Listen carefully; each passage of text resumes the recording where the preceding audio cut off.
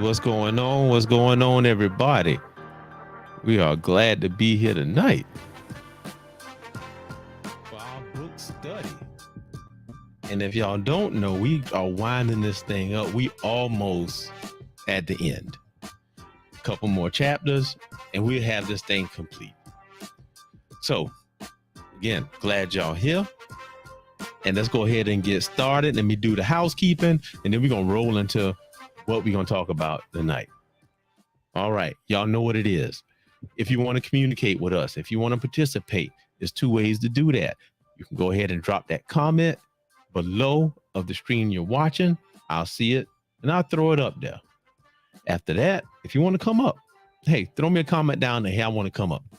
I'll put the link in the comments and we can come on and talk about it. Because this one this week is a good one. Also, y'all might notice that I'm by myself tonight. Jason's the lion. You know, of course, he got his son with him. He got, things going on. So when you have young kids, you're not as flexible as when you have older kids. If you got kids, you already know what's up. So hopefully he'll be able to drop in with us tonight. It's always better with two, but we're going to make it work with one tonight. So, yeah, let me go ahead and send these shout outs. So we know who it is, Freddie Brown. Oh, man, yeah, happy birthday, Doc. Appreciate it, man. Birthday was on the 7th, on Tuesday. Had a good time. Family came. Daughter surprised me, tried to come in. Well, Dad always knows, so I knew she was coming, even though she didn't tell me. But Dad always know what's up. What else we got? Oh, hold on, OG. Hold on. Yeah, that's right. All right. OG said he almost didn't make it, but he made it. Yep. Freddie Brown back with you. Peace and blessings, man. Peace and blessings to you. We love it. We love it. All right, man. We're going to jump into this thing. I'm going to make this go as smoothly as I can, but we're going to make it happen. So here it is. Right now, we are on what part is this? Part 8. Part 8. We only have like a total of 5 chapters left. Then once you can come on there. It's fine. So we got a total of 5 chapters left. We are wrapping it up. And the beginning of part 8, men's and women's yoga of intimacy. So, what is that talking about? How we interact together with one another. How we play off one another. This is an important chapter. So, chapter 47, take into account the primary asymmetry. Asymmetry. So, what that's talking about is how different we are. So, in this book, he was building us up the whole way. Build yourself up, build up how you do things, build up your relationships, build up, your spiritual side, build up all this stuff. Now we have this relationship with our women.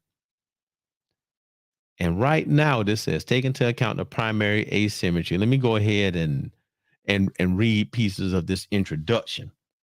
It said, an intimate relationship is never a priority in a masculine man's life and will always be a priority in a feminine woman's life. Then he said, if a man have a masculine sexual essence, then his priority is his mission, his direction toward a greater release. Now, greater release, he talking about not like the normal release you was thinking, but we always battle toward trying to be free.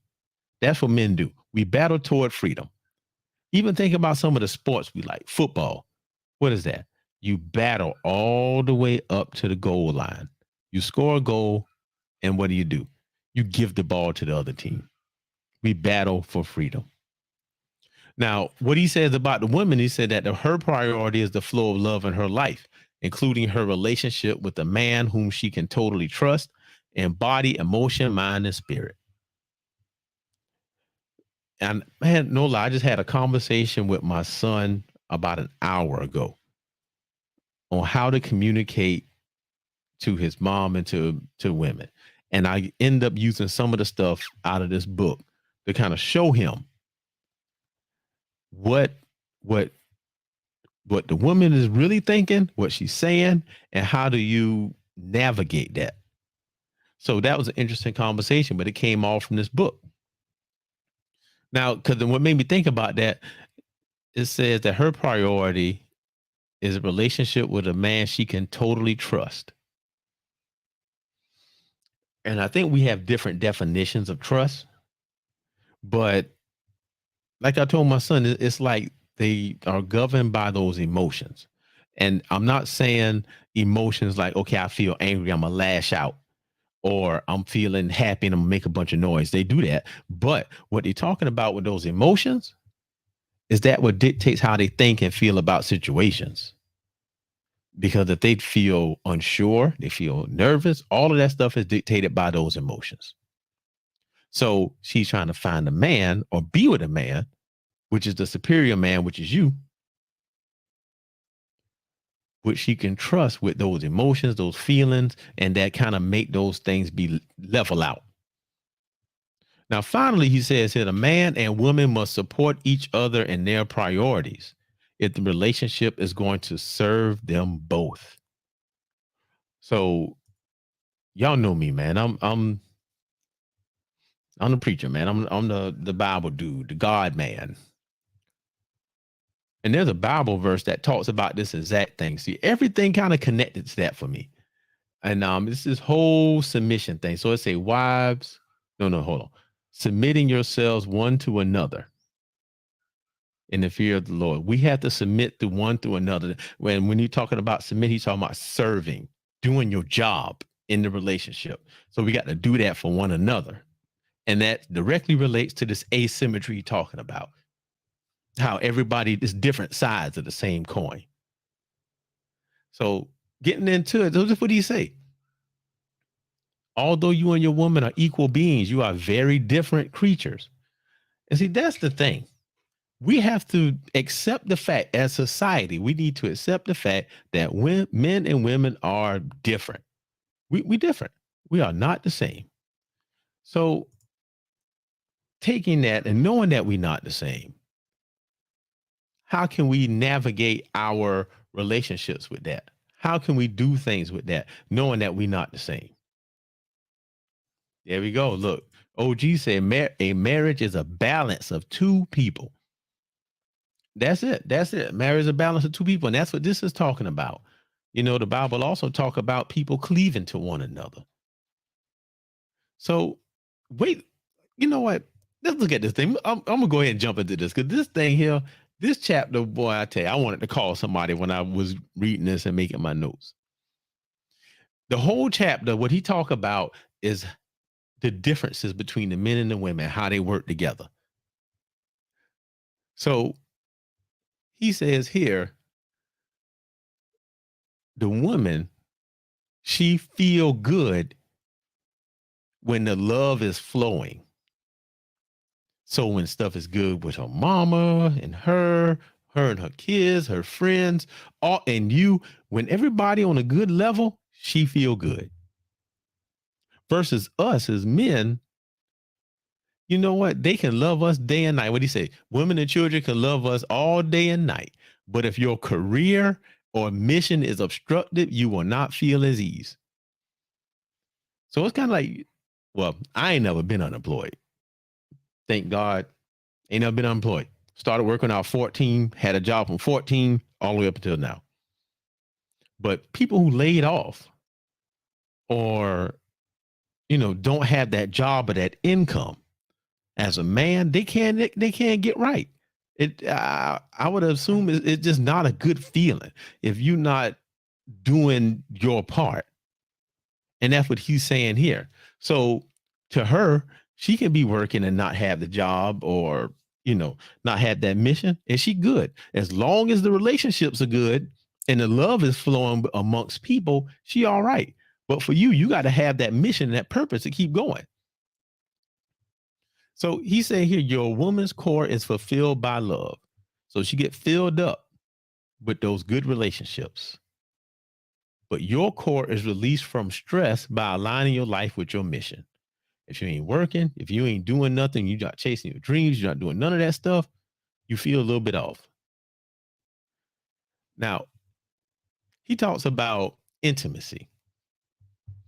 And when people hear intimacy, they usually want to think about the sexual part of things, but I'm taking intimacy as a whole thing, all of it. Now, to us, this is what he said. I'm gonna see how right this is.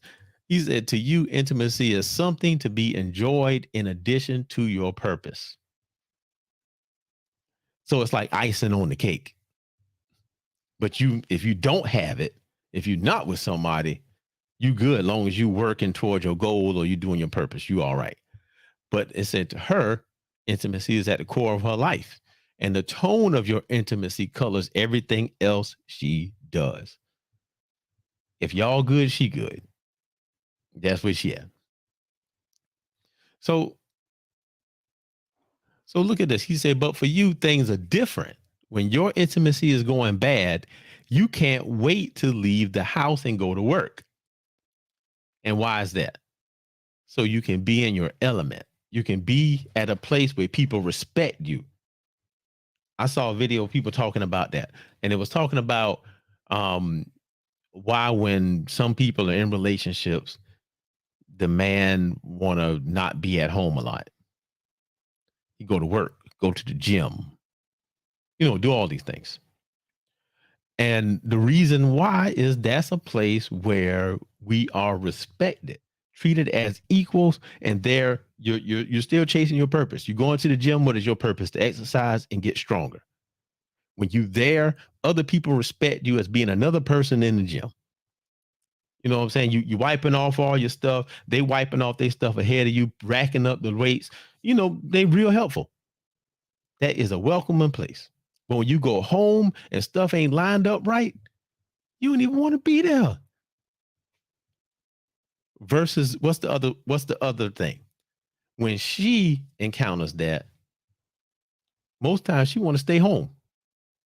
So you see how the opposite things work? So you gotta have that asymmetry, because if both of y'all doing the same things, that ain't gonna work. Both of y'all can't be up there crying at the same time. What do you say? If you're not respected at home, it's not a home. You're right. But you know what? I'm gonna tell you, OG, one thing over the years the difference that I notice is what some people think disrespect is.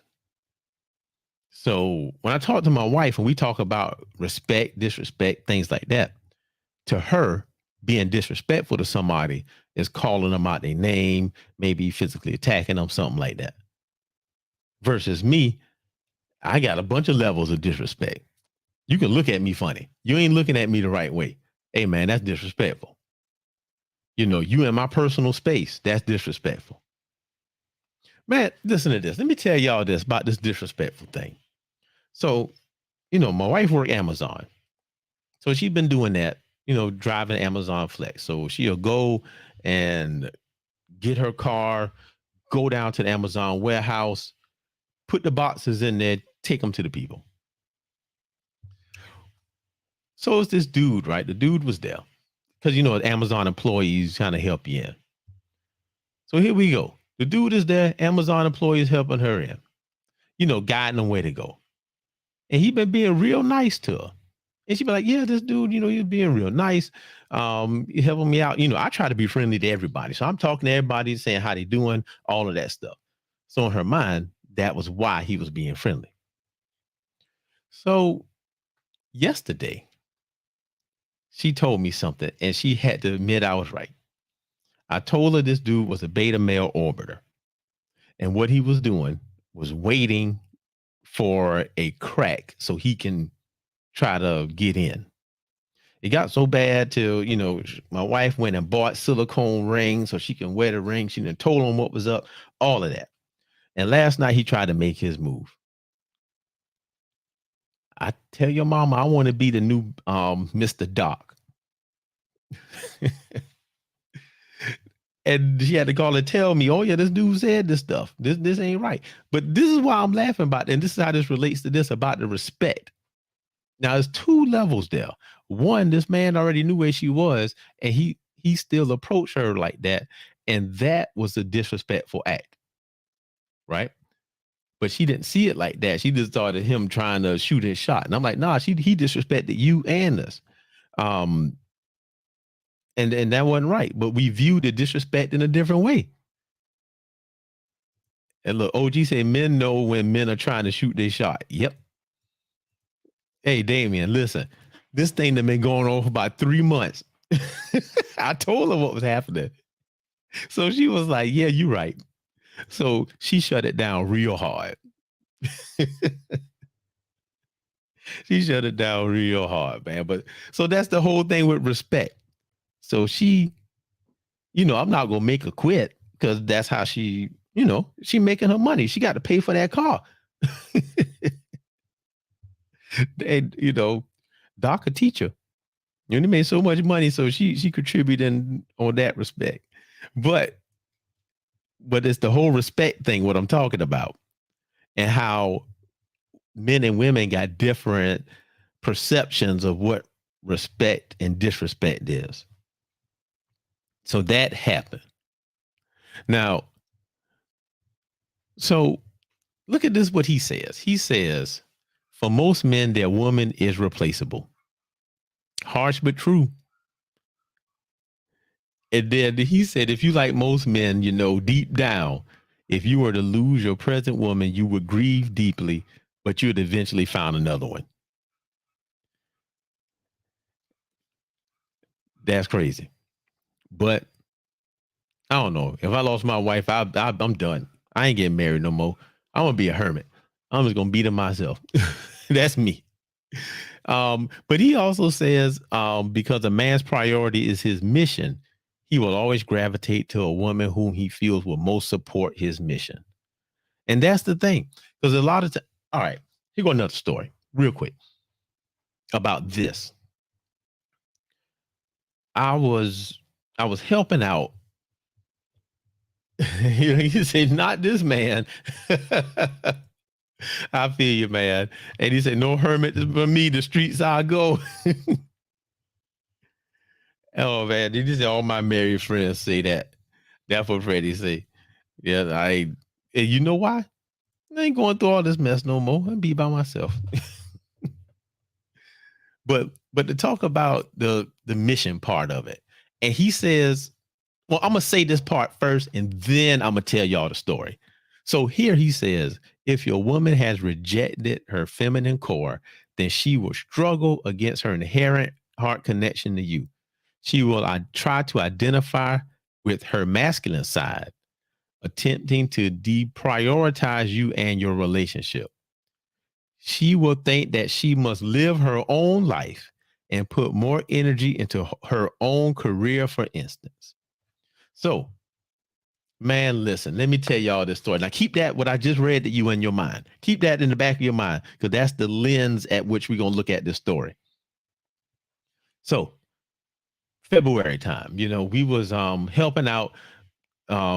This nonprofit organization was designing this float for MLK Day. So we go, my wife, she did a lot of work on the float, design and stuff, do all that. She put the work in. So she calls me this Sunday and say, hey, Doc, I need you to come down here and bring the air pump because the float has a flat tire and we can't pump it up. Now, you know me, I'm fulfilling my role. So I'm like, all right, I got it. Threw the pump in the car, ran to the other side of town off Augusta Avenue, bring the pump up the top. But when I get there, right, it's like 5 ladies out there. My wife, my aunt, I'll call her auntie, but she's not really my auntie, but I'll call her that. Well-respected woman. She was there, and these 3 other ladies I never met. So, we talking, and I'm helping out. I'm being me. Helping my wife out because that's my role. Remember I told y'all about the Bible verse. Submit yourselves one to another. Do your job for each other. So that's what I was doing. So these ladies saying, oh, I wish I had a man like that. I wish I had this. Keep in mind, these women are older than me at this point. So they didn't been on the market for a while. Sell by date is the sell by date. So this lady said, yeah, that's what I'm praying for. And then she goes on to describe what she was praying for. Now, remember what I read earlier about rejecting the feminine core. She said, I want a man who not intimidated by me. Somebody who is going to work for me in my business. And that he wants to do things for me and work with me and support me. What does this sound like? Somebody who is prioritizing her mission. What she felt her purpose was that business. And it wasn't going to work. I was telling my wife that lady going to be single forever. Because she ain't bringing nothing to that dude. She just saying she was basically acting like another dude, according to this book. So, and that's what this is saying, that men and women with the feminine energy, masculine energy are different. We look at the same things in different ways. Now, he says something here about, where was it? Let me find it. And then I'm going to move to the next chapter about honoring the primary symmetry in yourself and in your woman. We have to understand as a superior man that we don't react to things the same way. We got to understand that to one thing, they're going to react this way. We're going to react the other way because we have different focuses. Now, where's this thing at? Because he talks about your role. Or maybe that's in the next chapter. So I'll just hold it off to that. But we balance one another. And I think OG said it earlier about the 2 people being married and how they together. So that's the important thing. Now, he says something here. Some men feel guilty for not being into, with quotation marks, the relationship as their woman is. And you must understand this is natural. Oh, okay. That's good. Hmm? Yeah. Oh, she would come in and tell me something. All right. You will never be concerned, distraught, or elated about your intimacy as your woman is. Don't fake it. Don't try to act concerned. So, what is he saying now? We got different focuses. We talked about the intimacy. We talked about how we view it more like icing on the cake, and they view it as the cake. And it's two different things. Um, so yeah. Oh, all right. I'm gonna say this last thing, then we're gonna move to that next chapter. So he's talking about here. If your highest goal is psychological or spiritual freedom, then you will highly value your intimacy. So as a man, if your goal or your mission is that, then you want those relationships with people, and they have to be quality relationships. But this part right here, nobody will press your buttons or reflect your booty hole, that what he say, to you better than your woman. She will point out your weaknesses better than a boot camp drill sergeant. She will reflect your ambiguity or clarity better than any workshop teacher. So basically, when you get that person that you with, that other partner, that's the asymmetrical to you, the opposite, what is she going to do? Point out the stuff where you weak at. She is going to point that out by her actions, whether she knows she's doing it or not. And we have to know that's her job to do that. That's her natural job. That's what she's going to do. And there we go. So he also talks about, I know I keep seeing, I've made a lot of notes on this, but look, he says that when your life is truly aligned with your highest purpose, you will be more present, more loving, and more humorous. Your woman will be the first recipient of your magnified presence, love, and humor. If your intimacy is not growing, then your life is not aligned with your highest purpose. So when you find your purpose and you start doing that, then you can love your person better. That's what he's saying.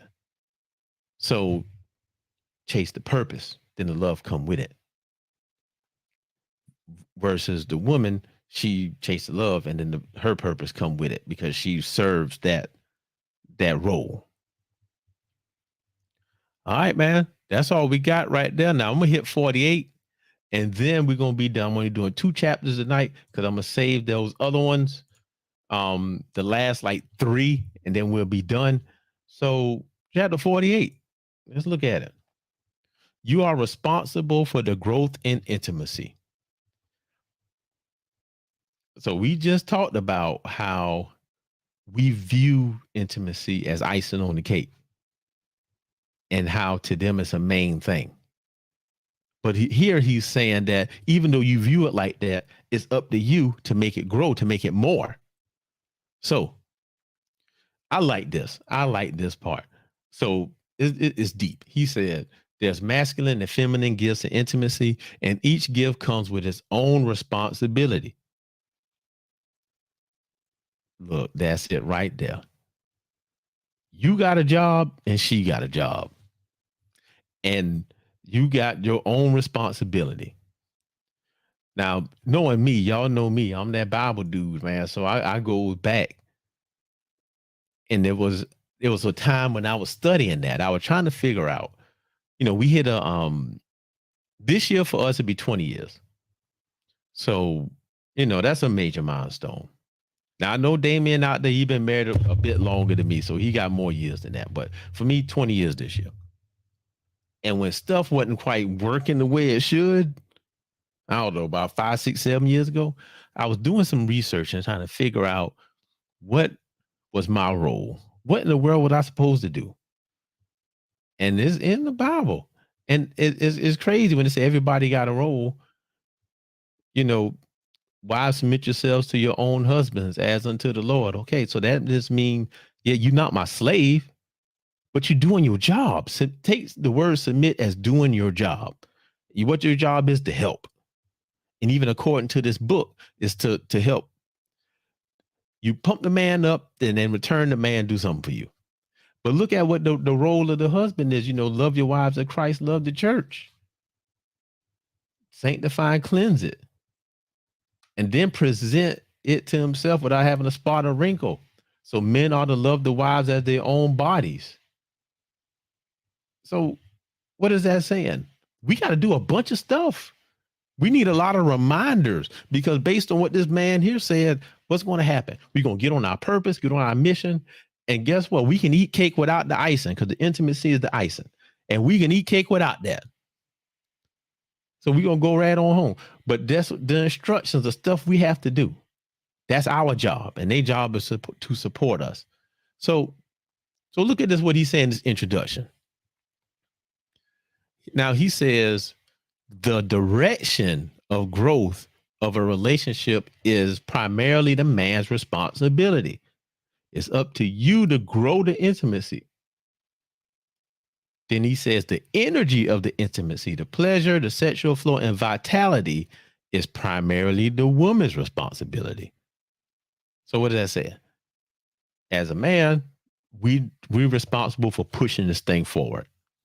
What is she responsible for? Giving it energy, making it exciting. So we drive it forward, and she helped by making it more. So then he says, simplified way of saying this is that the man is responsible for the woman's depth of love or openness of mood, and the woman is responsible for the man's energy in his body. So you know how they say that some men get energized by their woman. It's like, oh yeah, I'm going to work, I'm doing this stuff for her. So that's kind of what he's talking about. Now he got a part here that he says the sense of self-responsibility is only partial maturity. However, beyond self-responsibility lies the responsibility to give your gift. It's important to grow beyond dependence on your intimate partner for your own happiness, but it's equally important to grow beyond simple independence and autonomy. All right, that's a big one right there. So let's look at this thing. It's important to grow beyond depending on your mate to be happy. I'm going to let that sink in for a second. It's important to grow beyond having your mate make you happy. And then once you get past that, like, okay, I can be happy. My happiness come from somewhere else. Then what happens? You got to grow beyond simple independence and autonomy. Grow beyond saying, okay, this is just me by myself, and I know what I'm doing my job. Because a lot of us at that level, a lot of us is at the level where we just doing our job. I do my job as a man. I protect, provide, do all that stuff. I do my job. Now, what he's saying is another level beyond that. That's what he say. The next stage of intimacy at the personal independence has been attained. After that's been attained is the mutual flow of gifting or serving each other in love. See what I'm saying? Serving. Boy, Hanma Baki. Baki Hanma. There you go. Hey, love Baki. That's a good show. But yeah, man, he said that's the truth. But that's what it is. Once you get to that level, man, where you could give the gift, give more than yourself. And he talks about what some of the masculine gifts are in here that we do. So he say here, look at this one. If your woman is always stressed out, you need to know what she can do with her life in very practical terms so she can relax. See what I'm saying? That's how we serve. They're going to go. Like I told y'all, with my wife and doing the Amazon thing. So she working. She don't have to. I mean, I make okay money. I ain't balling. I'm not six figures. I ain't none of that. Doc ain't that. But we enough where we can eat, and everybody got clothes, shelter, all that stuff. But she want to, work some more. I ain't gonna tell her not to. But if I know this thing is wearing her down and she don't have to, then it's up to me to say, hey, you don't take a break. People feel like they got to work all the time. And then look what he said. If your woman feels unfulfilled most of the time, you need to know what she is missing. See what I'm saying? That's why we there. We to fill in those gaps. We're filling in those gaps. Now, And what did he say the masculine gift is? He said your masculine gift is to know where you are, where you want to be, and what you need to do to get there. And if you don't know one of these things, then you need to discover it. You need to find it out. Now that's a whole nother conversation, which he talked about it in the beginning of the book. That the whole first 2, maybe 3 parts was about that.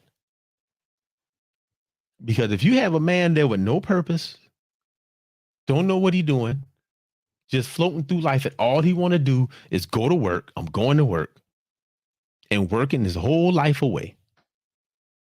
Then you're not getting it, brother. We got to do a little more. So then he said the vision is essentially the basic gift you have to offer your woman as well as the world. So in this whole book, what he talks about is he frames it through relationships with a wife or girlfriend, but really he's talking about the greater exposure to the world. What are you doing in the world? He mainly stopping you from being a bum. So look at this. If you have no higher vision than the day-to-day grind of housework, job, childcare, TV, and vacations, you are failing. Let me read that list again. Your day-to-day grind, housework. I got to clean the house. My house got to look like this or do this. Working that job. We real good at that. A lot of us men, we would devote ourselves to work because that's what's easy for us to do. It's easy to physically go out there and drive this lift and move all these heavy things. It's physically easy to go out there and lead people and do stuff because that's what we built to do. We good for that. But we end up leaning into that so much that we neglect everything else. You know, this is how I look at it. When you go to work, you are selling off pieces of your life. How much is your life worth? Is 1 hour of life worth $20? Is 1 hour of life worth what, time and a half? $35? Is 1 hour of your life worth what, $52? We sell off bits and pieces of our life every time we go to work. And I'm not telling you not to do that because we have to do that, but it's a balance in there. How much is your life worth to you? Now, for me, I do what I got to do. You know, make sure we taken care of. I take care of my responsibilities. But I do got a point to where the pieces of my life that I'm willing to sell. Hey, hold on. He said we're gonna have everybody quitting their job tomorrow. No, it ain't. Don't come to my house talking about I told you to quit. Guess we ain't paying them bill. Shoot, I got enough for mine. No, but for real, for real. This is what I'm talking about though. So let's say you have a choice. Like there's this meme out there and this whole thing where the dad was working hard, doing all this stuff. He hit every bit of overtime. Hey, Amir, he's laughing. Hey, he said, no, don't do that. Listen, don't be a millennial. Don't quit your job because I just told you got to measure how much your life worth. But let me finish telling y'all the thing real quick. So basically what happened was this. The dad was working all the time. I mean, every time they offered overtime, he was there. You know that old saying, if they paying, I'm staying. He was doing it. Overtime, triple time, whatever it is. And the boy grew up his whole life like that. And what happened? He was playing baseball for the city team. Dad never saw him play. But he would always promise him, hey, I'm gonna come watch you. But on the days when they played was the days they was off in double time. Oh boy, what are you gonna do about that? So he told the son, you know what? Now we got to make this overtime. I got to make sure these bills paid. Now, keep in mind the bills already paid because he making enough. See, that's the key. So y'all don't quit y'all jobs if you ain't making enough. don't do that. So the next time came, the boy had a game. He said, Dad, can I talk to you for a minute? Dad said, sure. You know, it's just been a long day at work. He sat in the recliner. The boy came and talked to him. He had his hand balled up in a fist and he held it out to his dad. And when Dad opened his hand, he dropped it and money fell out. And he said, I've been working after school, cutting grass and saving my money because I wanted to be able to pay you so you can come to my game. This boy thought that he had to pay his own dad for an hour of his life. The job pay him for that hour. So that's what he's talking about here. You know, if you get stuck in that, then what's going to happen? We easily get stuck in that stuff all the time. And we do it because it's easy.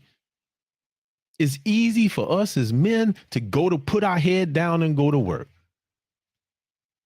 Matter of fact, it's an old song. We used to play this thing when I was working at a warehouse. DJ DMD. Song was called 25/8. He worked 25 hours, 8 days straight. And that's what we think. But right here, he's saying we got to get past that part. Now, I'm going to tell you again, don't quit your job because I'm talking like this. Don't quit your job. But do that with sparingly as you need to, and you can't neglect your family. Now, I'm going to tell you no lie. For me, it's nothing better than being able to sit here on Friday nights and talk about the nerd stuff with my son. Oh, no. Oh, 25 lighters. No. This now, not MJG, DJ DMD. It's like the working man's anthem. I'll post it in the group. I'm telling you, I like the song though. Get you kind of hyped up to go to work. But I mean, those nights I can sign up and drive Amazon or deliver bags for Delta or make extra money. But I'm going to sit right here with my son. And you know what we're going to talk about? We're going to talk about Naruto. We're going to talk about Dragon Ball. Like last night, we sat there for like an hour saying, oh, you know what they need to do? They need to make a new Dragon Ball that focus on Yamcha and Krillin. We talked for like an hour about that. He was like, yeah, they need to bring Chi-Chi back and let her do some stuff. Well, man, that was the best. Oh, El Calvin, he remember that song because we used to play it at the warehouse. 25 hours a day, 8 days a week, all work, no play. First one on the scene, the last to leave. That's the words of the song. All right, look, Rashad said you got to create a work and life balance. And notice I said create. And that's what he is talking about. So when you get to the point where you can create that work-life balance, that's when you hit the higher level of intimacy. That's what he's talking about here. Now, let's talk about this next part, because this part going to hurt, because I was guilty of this for a minute. Because it was easier to do this thing than to deal with what was going on. So he says, are you playing the game of sensitive man, giving her space to be miserable rather than offering her your consistent and fearless gifting? Then he says, what is the gift? Deepest wisdom, unsuppressed love. And if she don't want that, why you want to be with her? But he goes on to talk about the main gift. Your main gift in intimacy is to guide her moment by moment out of her moods and into the openness of loving. So these are people that we married, people that we say we love, and we know the secret to get them out of it. Now, is that part easy? Because I'm going to tell you what. When she and they acting funny, you know what I do? I come right in here I turn the game on, play me some God of War or something while she acting funny. She'll be over in a little while. Do something else. But this is telling me that I should be trying to help her work through that part because that's what I'm good at. And you know what? Yeah, I do it for kids all the time, every day. Every day. So this next part here, and this is a short chapter, but he says, because you probably tend to become lost in your thoughts, your goals, and in your projects, one of the main gifts your woman can offer you is getting you into your body, into the present, into love, which connects to your source. And then further down, he's saying, if you have a deep masculine essence, her special gift to you is to bring you back into your body with an attractive force of feminine energy. And Damien said, I give it a look. You probably giving her the look right now. But listen to look what he said there. We have a tendency to get into our purpose. So two examples. Now, one, I talked about, again, y'all don't quit your job. Don't quit your job because you selling all pieces of your life for like, $35 an hour. But if you need $35 an hour, you go ahead and do it because it depends on where you at in life. Because if you about to die, then it's no price that somebody can pay for an hour of their life if they ain't got nothing but 3 of them left. But you still do that. But basically, what he talking about though is that we get lost in achieving our goals. Our goals might be to go work and provide. For me, it was and I'm guilty of this. I did this. Look at this thing back here. That was a painted wall before. I put wood on my wall like a couple weeks ago. And this is in my garage. This is my garage. I got lost in that. I'll come and stay up in here all day. I ain't got to talk to nobody. I stay in here and make these videos and read and learn things. I do all of that. And when I get sucked into that, what does my wife do? She'll crack the door and maybe say a little something to kind of pull me back to the world. And that's what he's saying. See how those two things go together? You're fulfilling your purpose. You're going, you providing, doing these things. And then your wife, your woman, pull you back from that. That's what it is. That's what he's talking about. The yoga of intimacy, how they asymmetrical and they work together. Now, what's going to happen if you that dude that be up under your wife or girl all the time? That don't give her a chance to exercise her gift. She probably get tired of you. If she's trying to find stuff for you to do, hey, maybe you should go out and do this, or maybe you should do that. Yeah, you got to find your purpose, bro. So that's what this is. Oh, he said you gonna be broke. Hey, he said you gonna be broke. Yeah. I'll probably have to sell some more pieces of my life in order not to be broke, or make sure the parts of my life that I am selling to my job worth a whole bunch of money.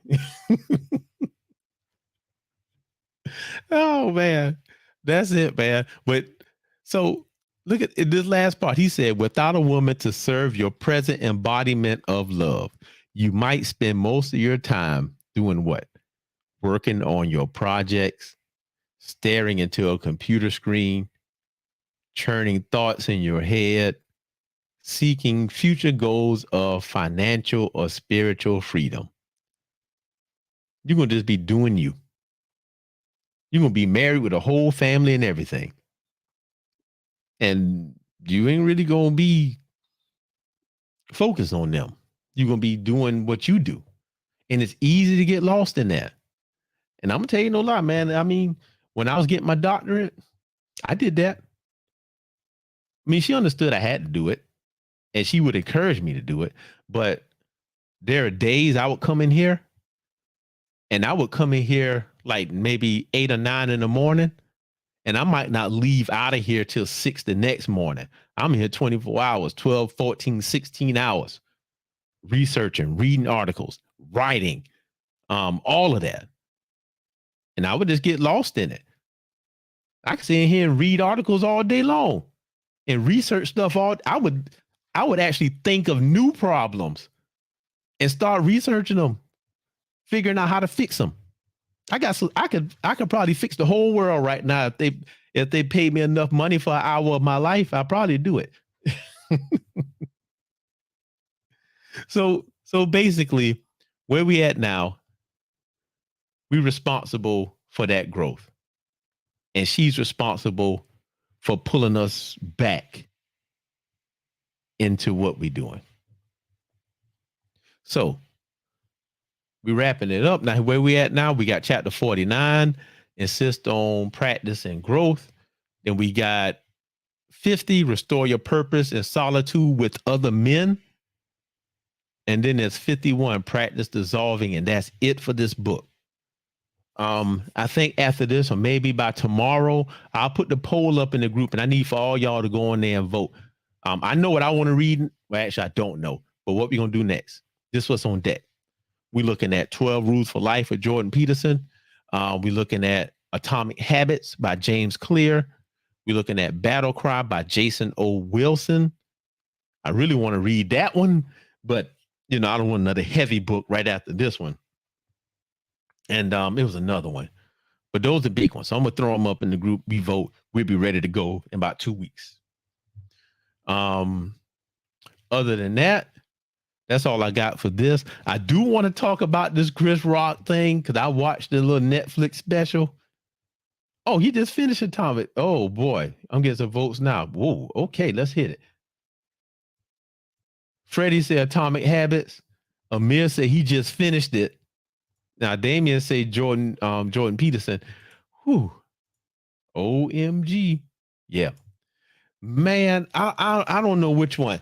I mean, but I don't think Atomic Habits that long. It may be short. And if it's short, we can probably finish it in maybe 2 months or so, and then kind of jump to the next one. I was leaning toward Atomic Habits because what I want to do is encourage us to do more things. You know what I mean? Like to improve our lives and find a way to do it. That's what I'm looking for. But I'm gonna put up there and vote. And I look like I'm getting a lot of Atomic Habits things right here, so I might go on that. But yeah, man, that whole Chris Rock thing, I watched that. I watched that special, and because it represented a few things. I'm gonna ramble for a little bit, then I'm gonna go. All right, what it represented was, number one, how in the world can I never seem to get rid of Netflix? I'd be wanting to cancel Netflix. Atomic Dog, there you go. But I'd be wanting to cancel Netflix. And every time I be trying to cancel it, they do something that's going to bring me back. And what they doing is now we can live stream stuff, and it's going to happen on Netflix first. And now I've got to watch it. But I watched the Chris Rock thing. And I mean, I ain't really laughed too much. It was all right. But when he hit that end, he said a bunch of stuff I was thinking. And I think we may have to do that one on a Saturday show, or maybe move the Saturday show to one of these weeknights so all y'all can come and we can talk about that. Because I ain't going to tell y'all no lie. Ever since Will Smith did that slap, I ain't watched near another thing he was in. I ain't watched near another. We even had his book on deck. We was going to read the Will Smith book, and we might still do it because it'll kind of reveal some stuff. But, bruh, he lost all respect with me. That was just nothing. I was done. Will I come back to Will Smith? I don't know. But yeah, we got to talk about that. So with that, we have the Nerd Show tomorrow. Oh, there we go. So you say broken man with a dominant woman. Yep. And it was his own fault. If you read his book or listen to the audio book, he did that to himself because he was with the other lady. Will Smith was with who he was with first when he had his oldest son. They broke up and they were going to get back together. And they had a date lined up to go to the fancy restaurant. The girl was there waiting on him. And he stood her up to go chase down his current wife. His life would have been totally different. But maybe he wouldn't have been as big an actor and all as he was if he wasn't with his current wife. I don't know. Now, Rashad said, but he human. Yeah, he is human. But here's the thing. I think that as men, we need to think and use our brains and not be manipulated emotionally, trying to fill that hole. He should have thought. And plus, he showed no respect. No respect on it. You like for like, kind for kind. I can see if Chris Rock slapped his wife, but he ain't did that. All he did. All right, no. If you go back and watch the video, this is the whole thing. Well, Chris Rock revealed some stuff that happened before that. She was mad because he didn't quit the Oscars because Will wasn't nominated for concussion. That's what he said. But the part is, during that comedy bit, right before that, he was talking about how the husband and wife both got nominated. And when he went to Will and he said something about her not being nominated, or Will being nominated. And that's where the G.I. Jane thing came from. It wasn't talking about her having alopecia or nothing like that. It was talking about her not getting the award. And that's when everything jumped off. So it was crazy. So Jamel said, yeah, he need to be saved. His trauma growing up helped. Beautiful, famous women had a way of getting what they want. And then Freddie Brown said the best comment of the night. Yep. Save this for later with Jay Sims the Lion. So I think I'm going to do that. I'm planning on something for Saturday because I want to talk about this Jay Morant stuff. Another episode of He Is Me. Because we talked about the same thing when, what that boy name is. The dude in Memphis that was a rapper. We did a whole thing on that. That got killed. I can picture his face in my mind, but we did same thing. He is me. So how could he avoid that? And even Sean Kemp did a little drive-by trying to get his iPhone back. So that's the whole thing. Now, Rajah say, true, I'm not excusing what he did. He was wrong, no doubt, but we all make mistakes. Is how we react to it. Yeah, we all make mistakes, but guess what? I think we say people make mistakes way too much. We always give people second, third, fourth, fifth, sixth, seventh chances. That's why we in a lot of trouble now, because everybody know a second chance coming up. See, people act like they never played Contra before that. They playing Contra with 99 lives. They can do what they want, however long they want, and everybody gonna forgive them. But I'm gonna save it. When Jay Sims the Lion come back, we gonna do it. All right, y'all. So I'm gonna go ahead and shut it down. Man, look, I appreciate y'all coming on with me for this book study. It's been a blast. I loved it. Thank y'all for throwing up the comments and engaging. That's important. So, Nerd Show tomorrow. If my son don't have more homework, if he got homework, then we ain't gonna do it. Saturday, me and Jay Sims the Lion should be here. I got a special guest lined up. I'm gonna see if he open.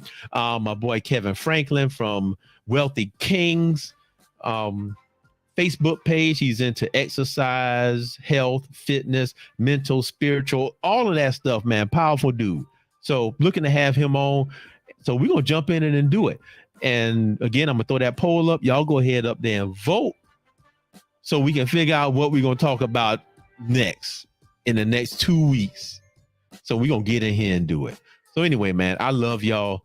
Thank y'all for coming in. And you know what I always say at the end of my videos. I love you. God love you. Y'all have a blessed afternoon, night, and tomorrow.